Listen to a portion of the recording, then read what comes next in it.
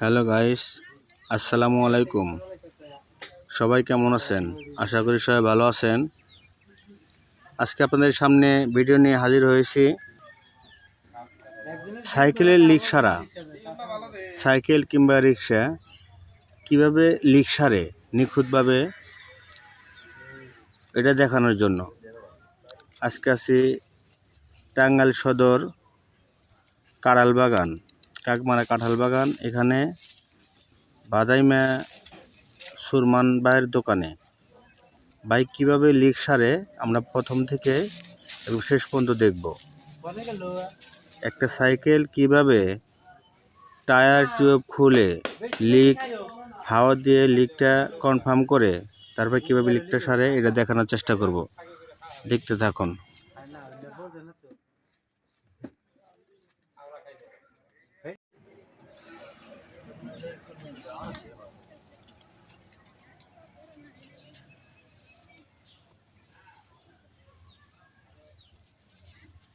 যে জায়গায় লিক হয়েছে এই জায়গাটায় পাথর দিয়ে ঘষে ঘষে পাতলা করে ওখানে সলিউশন লাগানো হচ্ছে।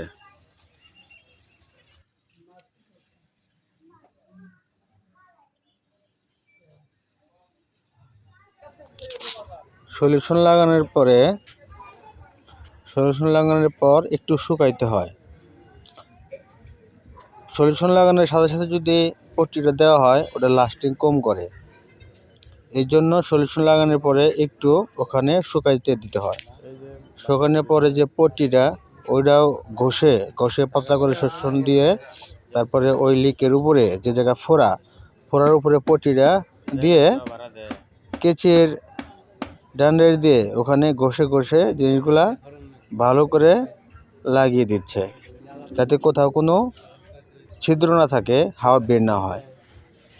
এভাবে পট্টিটা লাগানোর পরে আবার হাওয়া দিয়ে কনফার্ম করবে।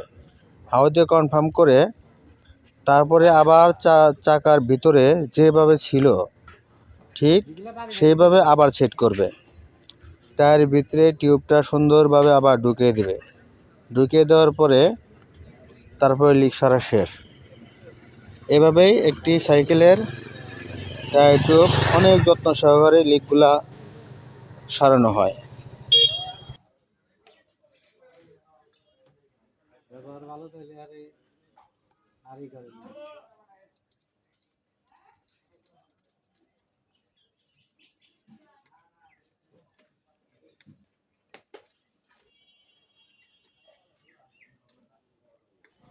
রিং এর অবস্থা খারাপ হবো, এই লিক বারবার হাঁটতে গেলে রিং বের হয়ে যাবো গা।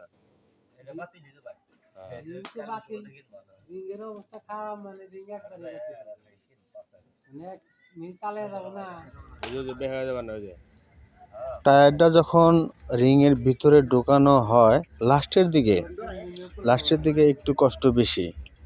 ওটা লাস্টে চতুর্দিকে ঢোকানোর পরে লাস্টে ঢুকতে চায় না, এটা অনেক কষ্ট করে ঢোকাতে হয়। এই এখন ঢোকানো হয়ে গেছে, একদম ফ্রি হয়ে গেছে। এখন বাল্টিপের যে জায়গাতে হাওয়া দেওয়া হয় সেখানে নাটগুলো লাগানো হলো। তারপর এখন হাওয়া দেওয়ার পালা। যেখানে হাওয়া দেওয়া হচ্ছে, হাওয়া দিয়ে কনফার্ম করবে লিক আর কোথাও হাওয়া বের হয় কিনা। এখন সম্পূর্ণ লিক সারা শেষ, সাইকেলওয়ালা সাইকেল বুঝে নিয়ে যাচ্ছে। ঠিক আছে, ধন্যবাদ।